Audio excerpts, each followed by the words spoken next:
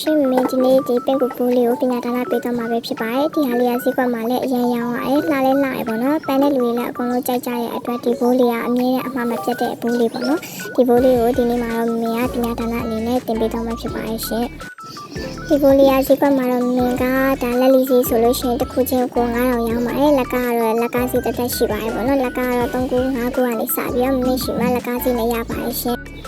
ကဲအခုစားလို့တော့မယ်ပေါ့နော်ဒီဘိုးလေးလောက်ဖို့တော့ဆိုရင်မင်းတို့တလမခွဲဖဲပေါ့နော်ကိုလှုပ်ချင်တဲ့အယောင်လေးလိုပါမယ်ဒီပိုက်အိုလေးတစ်ခုလိုပါမယ်ရှင်ပြီးသွားလို့ရှိရင်တော့ဒီ4 cm ပေါ့နော်ဒီ4 cm အော်တိုကလစ်ချက်ကလစ်သုံးလို့ရတဲ့ပတ်မဲသုံးလို့လည်းရပါတယ်ပေါ့နော်ပြီးရင်အလေးပတ်လုပ်ဖို့အတွက်ဒါတော့ခက်မှန်းပြီးဖြတ်ထားလို့ရပါတယ်ရှင်ပြီးသွားလို့ရှိရင်မင်းတို့ဒီပင်ကိုအပေါ်မှာကက်မဲပလဲချမ်းလေးနှစ်ချမ်းလိုမယ်အလယ်မှာထည့်ဖို့အတွက်ပါကလေးတစ်ခုလိုပါမယ်ပြီးတော့လို့ရှိရင်ပေါ့နော်ဒီပင်ကူမှာထိုးဖို့အတွက်ပလဲလိုပဲပေါ့နော်ပလဲရတော့8 cm 8 cm ပလဲကိုသုံးထားပါရဲ့ရှင်ပြီးတော့ခါကြလို့ရှိရင်တော့မင်းတို့ဒါပုံမှန်လိုအပ်တဲ့အနဲ့အချီလေးကကြီးလေးမြစ်ချစ်တွေပေါ့နော်အလယ်မှာတွဲထားဖို့အတွက်ကလစ်တွေဆင်းသက်လုပ်ထားပါမယ်အခုစပြီးတော့ဒီဘိုးဒီပင်ကူပုံစံလေးကိုစပြီးလုပ်ပါမယ်ပေါ့နော်လုပ်မယ်ဆိုအနားစာကိုမီးနဲ့တို့မယ်ပေါ့နော်မီးတို့မယ်အပြင်မထွက်အောင်လို့မီးတို့ရပါတယ်ပေါ့နော်မီးတို့ပြသွားလို့ရှိရင်ပထမအဆုံးအနေနဲ့ပေါ့နော်ဒီမလားဘက်ကိုတစ်ချက်အရင်ခောက်မယ်3ကန်ပုံစံလေးပေါ့နော်ဟိုဘက်ဒီဘက်ခောက်မယ်ခောက်ပြီးအခါကျပိုးလိုက်မယ်ပေါ့နော်အဲ့လိုမျိုးလေးကိုစတိုက်ခောက်သွားပါမယ်ရှင်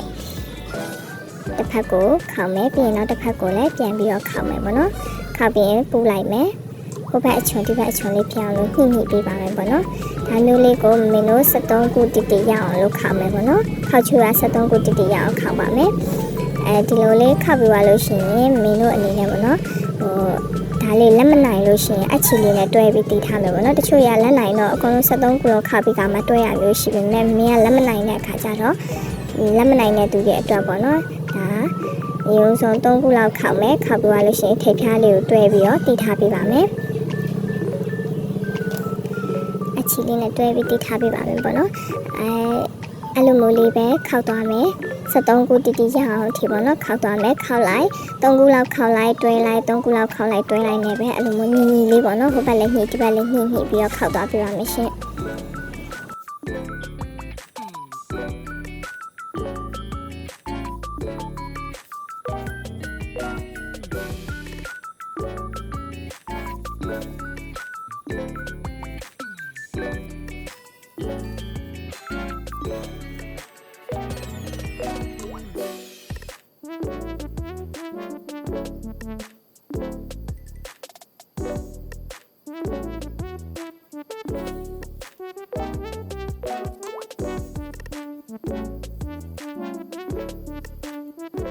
မင်းတို့ဒါလေးဒီ73ခုထိပြီးသွားပြီဆိုလို့ရှိရင်မင်းတို့နောက်ဆုံးတစ်ခုကြလို့ရှိရင်ကကြီးနဲ့ဖြတ်ချပြီးတော့ဗောနော်မီးတို့မယ်ပြီးရင်ဒီလိုလေးပဲပြန်ပူးလိုက်မယ်ပူးပြီးသွားလို့ရှိရင်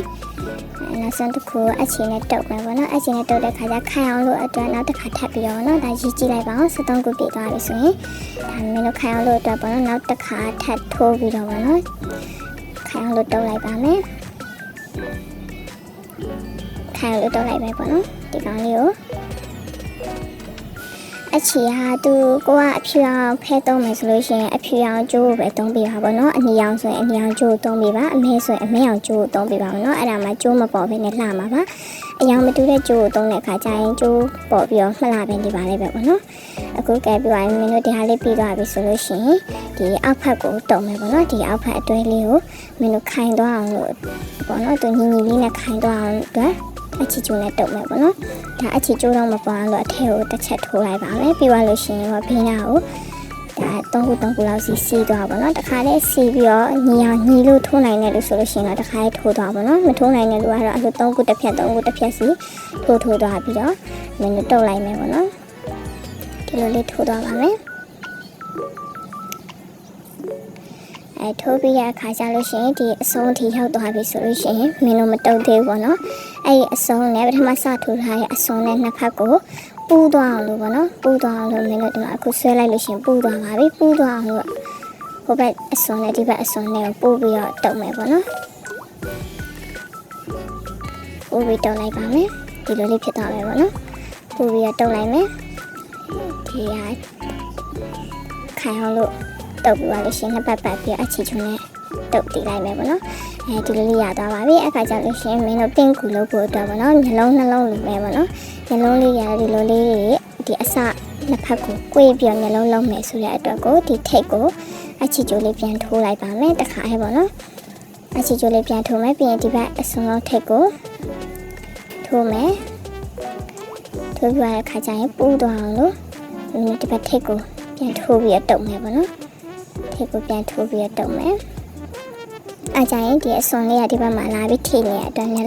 လုံးပုံစံပင့်ကူပုံစံနှလုံးပင့်ကွဲနှလုံးပုံစံကွဲလေးဖြစ်သွားမှာပေါ့နော်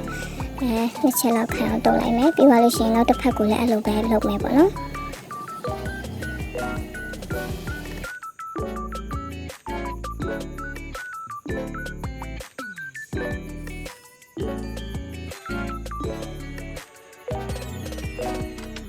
ဒီလိုလေးနှစ်ဖက်ရသွားပြီဆိုလို့ရှိရင်တော့သူတို့နှစ်ခုကို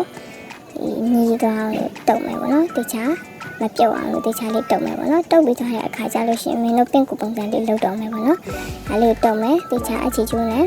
နှစ်ပတ်လောက်အရင်ဆုံးတုပ်မယ်ပေါ့နော်တုပ်လို့ခိုင်းသွားပြီဆိုလို့ရှိရင်ဒီမှာဒီအစွန်ဘက်ကနေရီလို့ရှိရင်9ခုမြောက်ပေါ့နော်ဒီ9ခုမြောက်အလင်းနေရာပေါ့အလင်းနေရာလေးကိုလက်မလေးနဲ့ဖြည့်ပြီးသွားလို့ရှိရင်အပေါ်ကဟာလေးကိုဖိချမယ်ပေါ့နော်ဒါ9ခုမြောက်ပေါ့နော်9ခုမြောက်အလင်းကနေဟာလေးကိုလက်မလေးနဲ့ပြားပြီးတော့ဒီဘက်ကိုအသားရလေးပေါ့နော်ဒီမှာဖိချလိုက်ပြီပေါ့နော်ဖိချလိုက်တဲ့ခါကျရင်ပုံစံလေးပေါ်လာပြီပေါ့နော်အဲ့လိုဖိချလိုက်ပြီဆိုလို့ရှိရင်အဲ့ဖိချရဲ့ဟာကိုအောက်နဲ့အပေါ်နဲ့အဲ့လိုပြလေးဖြစ်နေအောင်လို့တုပ်မယ်ပေါ့နော်အချိန်နဲ့နှစ်ပတ်သုံးပတ်ခိုင်အောင်လို့တုပ်လိုက်ပါမယ်အောက်ကထိုးလိုက်အပေါ်ကထိုးလိုက်နေပေါ့နော်တခြားခိုင်အောင်တုပ်မယ်ပေါ့နော်တုပ်ပေးပါမယ်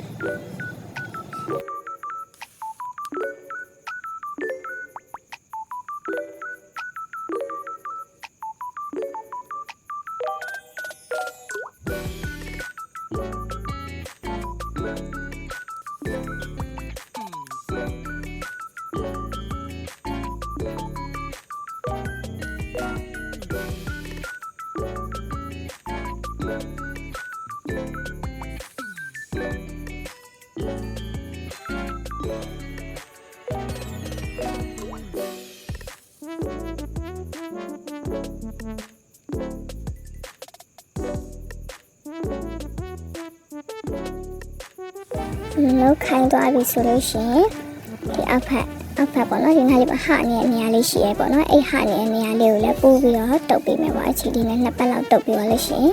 ဒီကစစ်လေးဖြစ်သွားမယ်ပေါ့နော်အခါကျရင်ကောကတ်ကအဆင်ပြေရပေါ့နော်တုပ်ချင်လည်းရတယ်မတုပ်ချင်လည်းရတယ်ကောနဲ့ကြာကမှကတ်လည်းဖြစ်တယ်ပေါ့နော်ဒါပေမဲ့မရတော့တေချာလေးခိုင်အောင်လို့အတွက်အမှနှစ်ချက်လောက်တုပ်ပေးပါမယ်